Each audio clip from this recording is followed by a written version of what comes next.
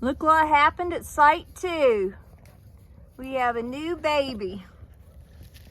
It's a little boy and just as sweet looking as can be. Been kind of waiting to see if she has another, but nothing as of yet.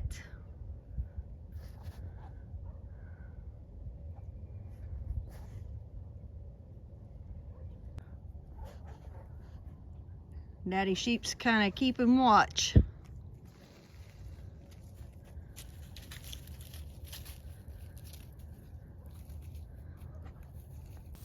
So I came out here this morning and look what I found.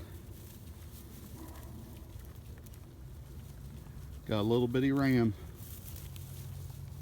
And I don't know if there's another one in her.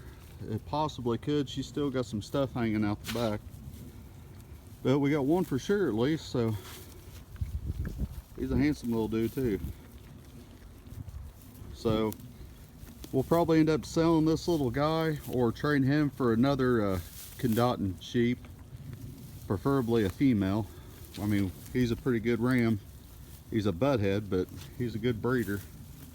So if I can get another hairless sheep like her for trade for him, I'll do her. Mom texted me this morning and said she's ready to start hatching out some chicks, so I got the incubator going. So I've only got a few laying hens that are actually laying now. So I got 5 eggs. The rest of them, they should start laying anytime. So they're supposed to early spring. That'll be about 6 months. So whenever you're doing an incubator, you got to keep in mind of some things. So before you put any eggs in there, you need to make sure the temperature is between 98 to 102 degrees. I usually keep mine at 100, which if you got a big one, you'll have a little gauge like that there on the side, but you should have like a little thermometer gauge if you just got one of them little styrofoam jobbies. They work just as good. And you got to make sure you got water in it. So there's the water there. You got the fan blowing the heat right on the water. Now I used to put it down there on the bottom, but it just wasn't dispersing the humidity very well, so it's got to be up there right by the fan. And that's about it. So for chickens, it takes 21 days. So this is the first week of February, so around the beginning of March we should be having some chicks. So looked out the window and I seen something flying. That's our greenhouse.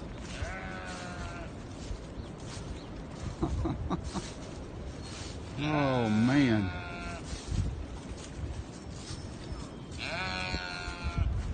Bent that post. We had stakes holding down in the ground too.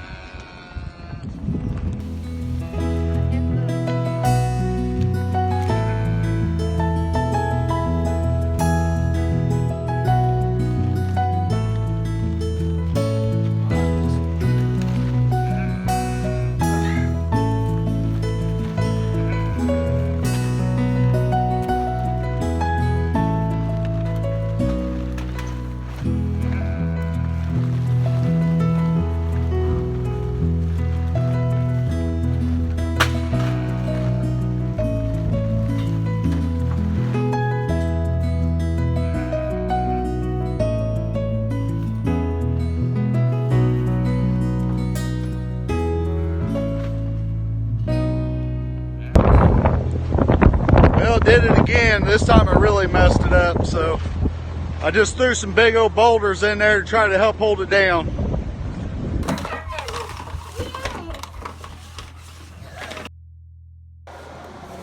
So finally got the bed all the way bolted. As you can see underneath here, got some brackets on this old trailer frame that we used, so we wasn't able to bolt all the way straight, which I mentioned that in the previous video. But it's all secure now. So now that we got all this bolted, what we got to do is we got to mark this off, which I got it measured from the metal to this point here on both sides for 2 inches. So what I'm going to do now is I'm going to take my chalk line Now, if you guys don't know how to do this, it's got a little place here where it opens up.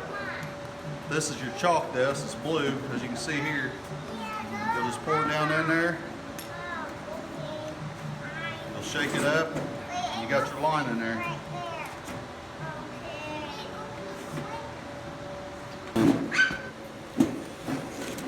You can see all the chalk coming out of it. Watch out, kids.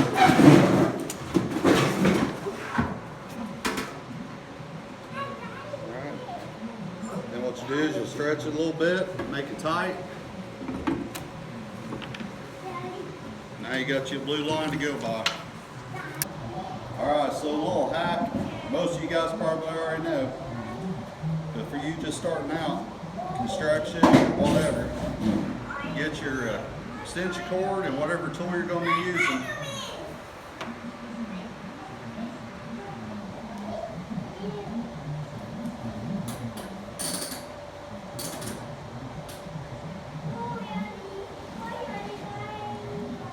And now you can pull on that all day long. It'll come unplugged from the reset before it comes unplugged here. Alright, so just pull it down. Just do it.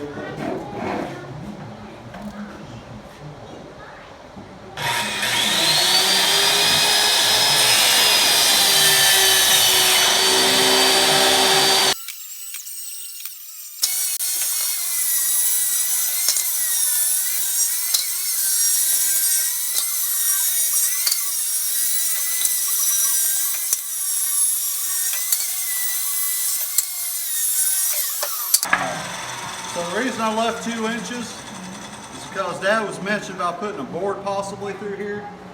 So I left 2 inches, so if he wants to do that, he can, and it'll still overlap, see?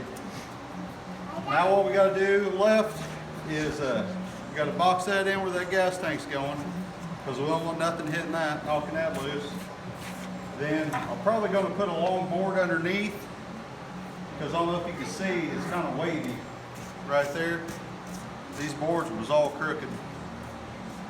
But we're going to go ahead and we'll probably screw a board underneath and just kind of level that off right there, right in the middle. And then Dad's also said he wants to build some kind of a rack to go on the back against the glass. So if anything does get thrown up there, it ain't going to smash the glass or anything. So that's what's left, plus the lights. So ain't too much more will be done. We just need more cold or rainy days and we'll have it all done pretty quick. So we hope you enjoyed watching Chamberlain Family Farms. You can contact us at chamberlainff@gmail.com. You can also check us out on Facebook, Chamberlain Family Farms. We hope you enjoyed. Please like and subscribe.